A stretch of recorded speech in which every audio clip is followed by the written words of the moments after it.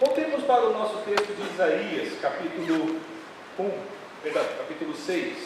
Isaías, capítulo 6.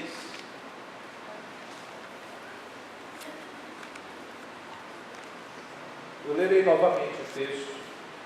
Diz assim: no ano da morte do rei Uzias, eu, Isaías, vi o Senhor assentado sobre um alto e sublime trono, e as abas das suas vestes enchiam o templo. Serafins estavam por cima dele, cada um tinha 6 asas. Com 2 cobria o rosto, com 2 cobria os seus pés, e com 2 voavam. E clamavam uns para os outros, dizendo: Santo, Santo, Santo é o Senhor dos exércitos. Toda a terra está cheia da sua glória. As bases do limiar se moveram à voz do que clamava, e a casa se encheu de fumaça. Então disse eu: ai de mim, estou perdido, porque sou homem de lábios impuros e habito no meio de um povo de impuros lábios. Os meus olhos viram o Rei, o Senhor dos exércitos. Então um dos serafins voou para mim, trazendo na mão uma brasa viva que tirara do altar, e com a brasa tocou a minha boca e disse: eis que ela tocou os teus lábios, a tua iniquidade foi tirada e perdoado o teu pecado. O texto começa dizendo: no ano da morte do rei Uzias. É curioso isso, mas tempo de tristeza. Morre alguém, a gente fica triste. Isaías estava no templo. Sabe, irmãos, quando a gente conhece a Deus, a gente vê o nosso Deus como o nosso maior refúgio. Nós vemos Deus como o nosso maior refúgio. E Isaías foi se refugiar no templo, foi orar.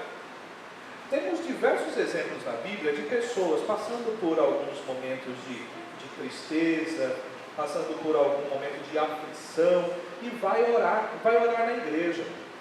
Eu sei que alguns dos irmãos devem se lembrar de tempos em que a igreja ficava aberta a semana inteira. Eu me lembro de tempos em que a igreja ficava aberta a semana inteira, e a gente poderia entrar em qualquer momento e orar.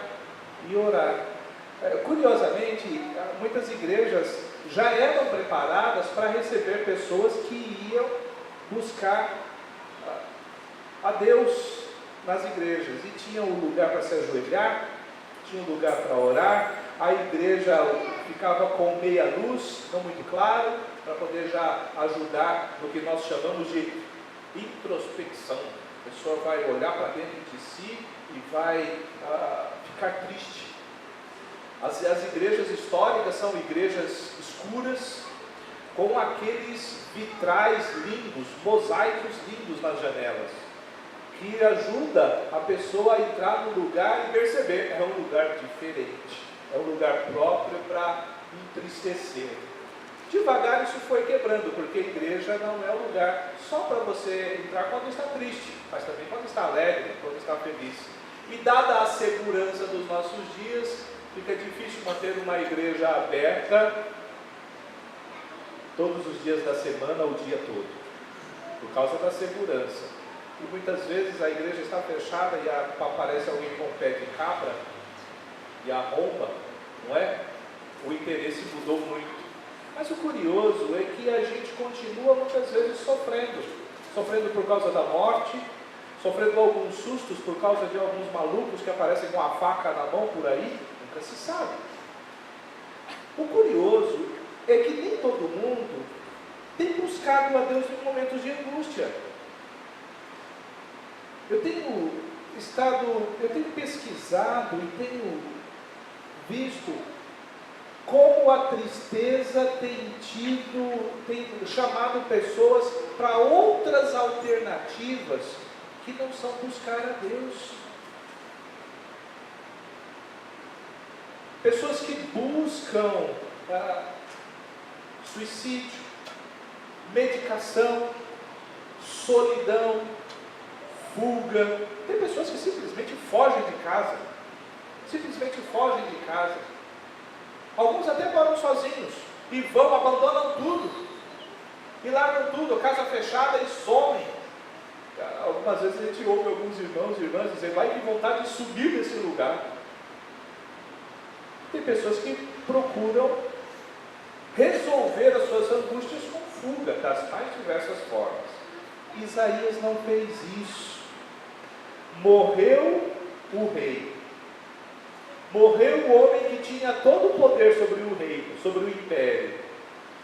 Aquele que governava, aquele que dizia o que devia ser feito, aquele que chamava os seus conselheiros e com punho firme trazia solução. Morreu, o rei morreu. E agora? De uma maneira muito parecida, quando o Senhor Jesus Cristo foi morto, os seus discípulos fugiram, cada um foi para a sua casa, cada um voltou para o seu afazer antigo. Por exemplo, Pedro e seus irmãos voltaram à pescaria, voltaram à pesca, foram pescar. Isaías foi para o templo, Isaías foi buscar a Deus. Deus é o nosso refúgio. O Salmo 62 nos ensina isso. Deus é o nosso refúgio. A gente se refugia em Deus. Você tem se refugiado em Deus? Quando a situação fica difícil, quem você procura? Quando a situação fica triste, quem você procura? Isaías procurou o Senhor e ele então teve uma visão. Ali amparado pelo sagrado, ele teve uma visão. E na sua visão, ele viu Deus. Ele viu o Todo-Poderoso. E Deus estava assentado em um trono. Quando a gente pensa em trono, a gente pensa em rei. Então Isaías teve a visão de quem realmente governa, de quem realmente manda em tudo. E eu posso dizer para vocês, irmãos, que isso dá paz para nós. Isso dá paz ao nosso coração. Você ter visão de quem governa, quem está no comando, quem está dirigindo, quem está cuidando. Estava compartilhando hoje cedo, depois da escola dominical, com os irmãos ali fora, que um taxista lá em Campinas, no curso, na conferência que eu fui fazer, eu peguei um táxi e o taxista, puxando conversa, perguntou: e aí? O que será do Brasil? Quem será que vai governar o Brasil? Quem será que vai... E sabe, irmãos, eu vou ser franco com vocês, eu tenho ouvido tanto isso que eu acho que eu já cansei um pouco. De tantas pessoas perguntando o que será do Brasil, quem vai governar o Brasil. Eu não fui mal criado com ele não é do meu feitio ser grosseiro. Mas eu disse para ele que independente de quem estiver governando, falei para ele, eu não vou depender do governo. Eu não quero depender do governo para resolver a minha vida. Eu falei para ele.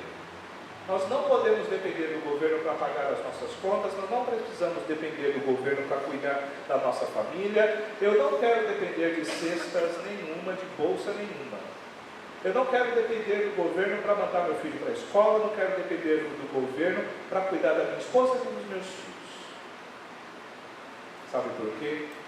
Ele ficou olhando assim para mim e eu disse: nós precisamos contar com aquele que realmente governa, que é o Deus Todo-Poderoso. Esse Deus que Isaías viu, é dele que eu preciso depender, e é com ele que eu preciso contar. E eu falei para o taxista: não só eu, mas você também precisa contar com ele. Porque se você for contar com o governo para poder te manter trabalhando como taxista, nenhum governo vai poder dar garantias para você. Você tem que contar com Deus também. É porque Ele que governa. No final, não depende de qual governador, qual homem vai usar a faixa presidencial. Não importa quem vai morar lá em Brasília e de lá governar o Brasil, porque quem governa mesmo é o nosso Deus Todo-Poderoso. Amém? É Deus quem governa, é Ele quem dirige, é Ele quem se assenta no trono da visão de Isaías e no trono da visão de João, lá em Apocalipse. É Ele quem se assenta no trono, é Ele quem governa todas as nações. Nem Isaías, nem você, nem aquele taxista, que eu não lembro o nome, e nem eu, precisamos temer coisa alguma, porque quem governa é o Senhor nosso Deus, é Ele quem se assenta no trono. Diante dessa visão de Deus Todo-Poderoso, assentando-se no trono, qual é a nossa reação? Qual é a nossa reação? Qual é a reação? A reação é de louvor. Os anjos cantavam dizendo: Santo, Santo, Santo é o Senhor. Eles diziam isso. Veja comigo, no versículo de número 3. E clamavam uns para os outros, dizendo: Santo, Santo é o Senhor dos exércitos, toda a terra está cheia da sua glória. E tem um detalhe nesse versículo, é que eles diziam Santo, Santo, Santo, não para Deus. Eles não ficavam dizendo: o Senhor é santo, o Senhor é santo, o Senhor é santo. Para quem que eles diziam? Uns para os outros. Eles diziam: Santo, Santo, Santo é o Senhor. Eles confirmavam, falavam uns para com os outros, assim como eu tenho que falar para você, como estou fazendo agora no momento de prego, mas que no dia a dia da presença do Senhor, com a consciência de que Deus está presente, a consciência do Deus vivo, eu preciso dizer para você: Deus é santo. Deus é santo. E no meio dessa calamidade toda, no meio dessa situação que está o Brasil, no meio dessa situação que está o mundo, devemos dizer uns para os outros: Deus é santo. Deus é todo-poderoso. Ele não se contamina com esse mundo. Ele não se contamina com a tirania. Ele não se contamina com a corrupção. Deus não se corrompe. Deus não se compra. Deus é acima de tudo isso. Hoje pela manhã nós tivemos um estudo aqui falando sobre a transfiguração de Jesus Cristo. Quando Jesus Cristo chama os seus apóstolos e lá no monte ele mostra para os seus apóstolos como ele realmente é. E o rosto de Jesus brilhava como o sol. As roupas de Jesus ficaram brancas de uma maneira que a gente jamais viu. Dali para frente, a vida daqueles homens com relação a Jesus Cristo nunca mais foi igual. Porque a consciência da santidade, a consciência do poder, da glória de Deus, muda a nossa vida. Então não saia do culto hoje, se você entrou preocupado, se você tem andado preocupado em qual será o seu futuro, qual será o futuro dos seus filhos, como você vai se dar no emprego, como será o futuro do Brasil. Não saia daqui preocupado mais, porque tem alguém que governa a nossa vida, tem alguém que governa esse mundo, e é o nosso Deus Todo-Poderoso. A Ele toda a honra e toda a glória. Ele é santo, santo, santo. Então, coloca nas mãos dele, confia nele, faz como Isaías, vai buscar o Senhor. Mas diante da visão que Isaías teve uma outra coisa. Quando Isaías percebe Deus e tem visão de Deus,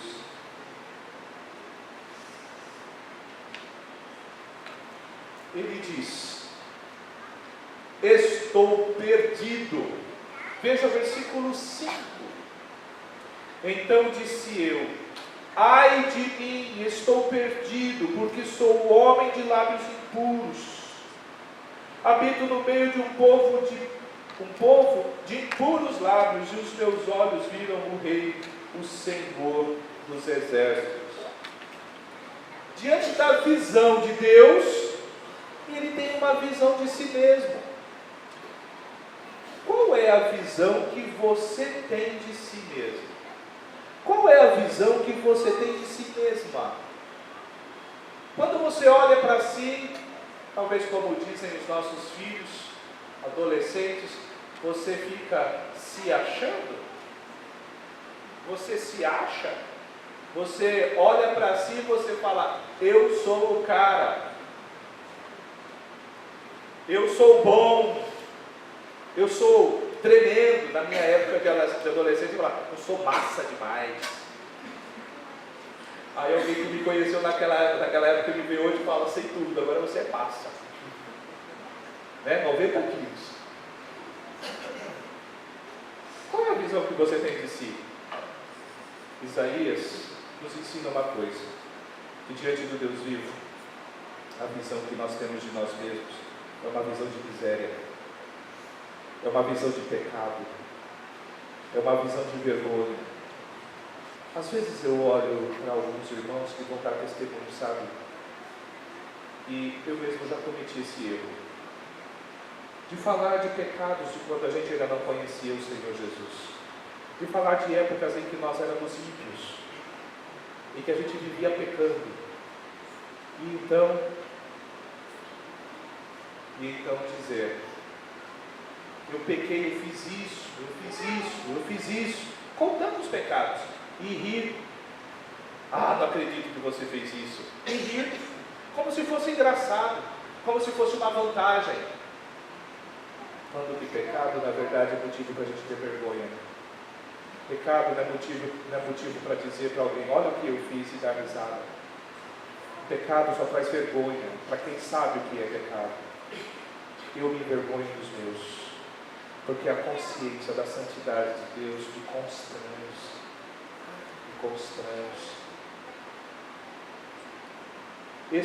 Essa é a reação de pessoas que decidem parar de pecar. Olhar para a glória do Senhor e dizer, ai de mim, estou perdido, porque eu sou pecador. Pecado faz mal para a gente, meus irmãos. Pecado estraga o nosso relacionamento com Deus vivo. Pecado estraga o nosso relacionamento com as outras pessoas. Veja o caso de Adão. Só tinha Adão e Eva no paraíso. Quando o Senhor, entrando no paraíso, vendo que Adão não estava ali, Adão já havia comido o fruto que não era para comer, o Senhor chama, e quando Adão aparece vestido com uma roupa feita de folhas de figueira para cobrir a sua nudez. Então o Senhor pergunta, aonde você estava?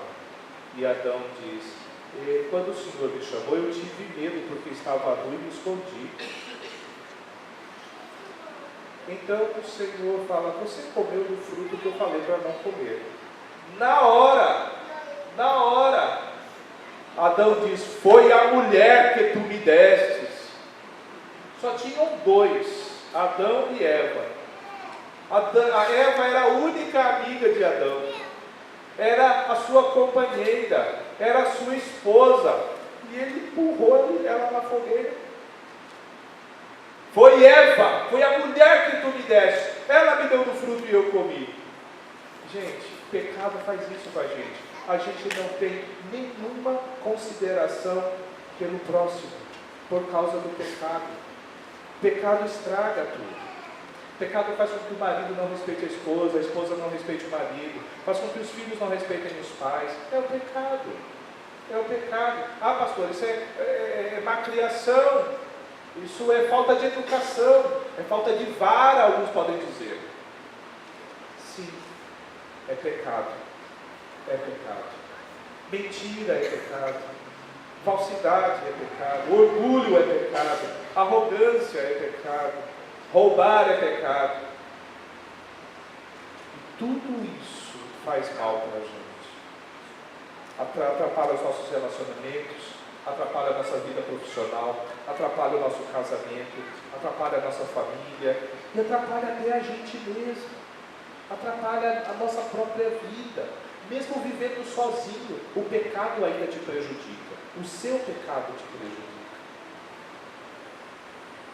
Isaías teve consciência disso e disse, ai de mim, Ai de mim.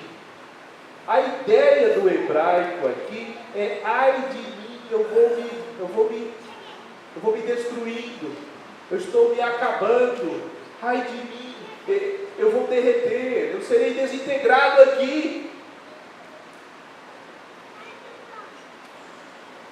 Mas louvado seja Deus,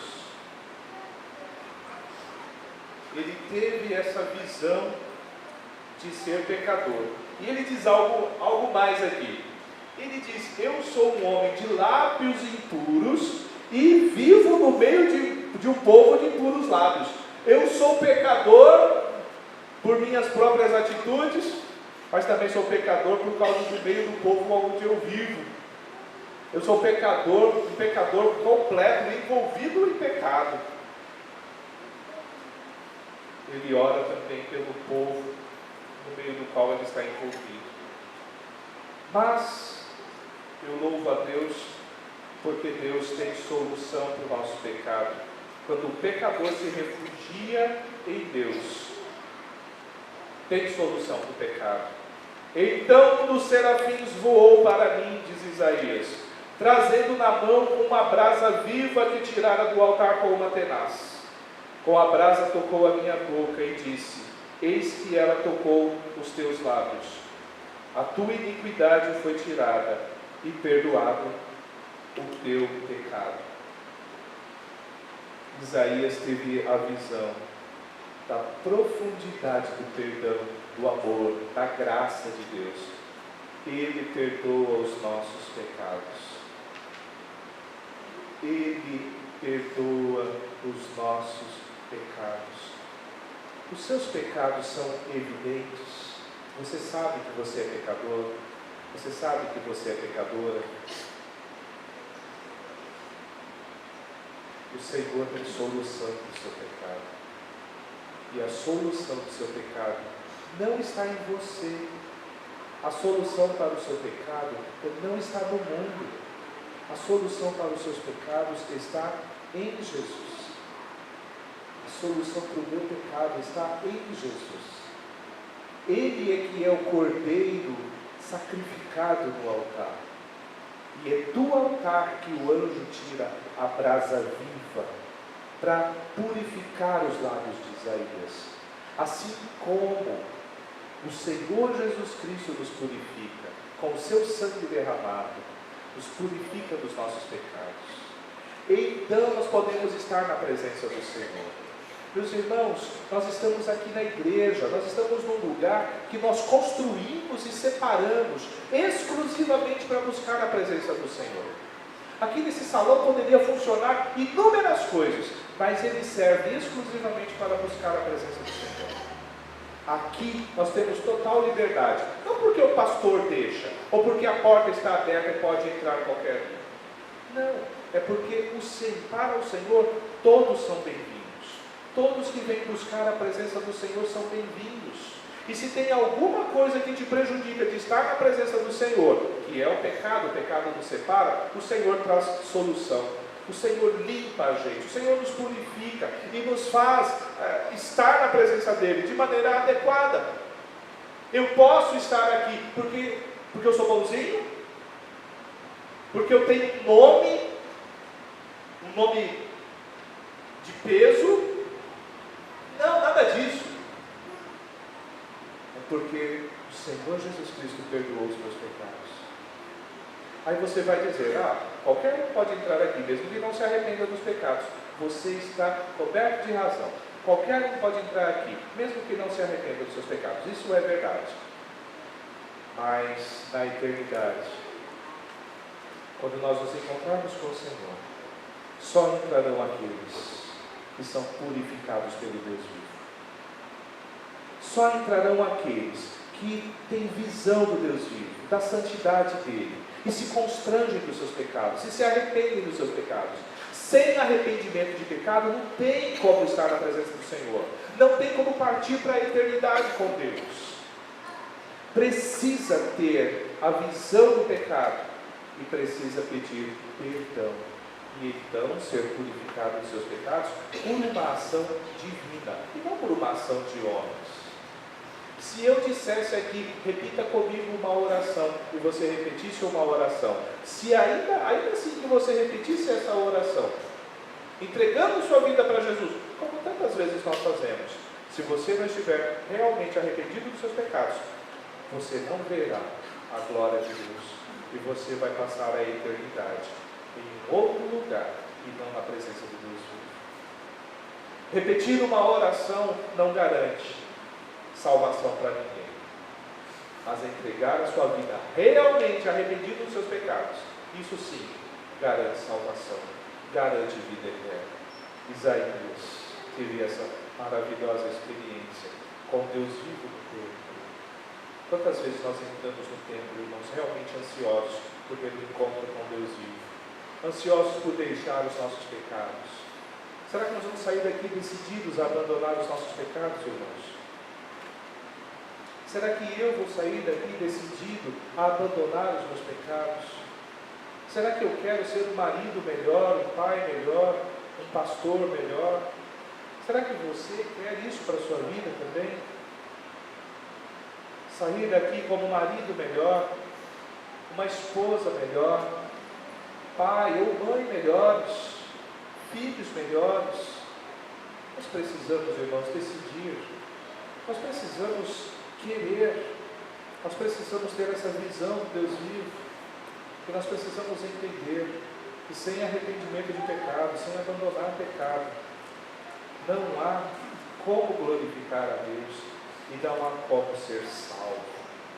O Senhor Jesus morreu, o sangue dele foi derramado, e existem muitas pessoas desprezando isso.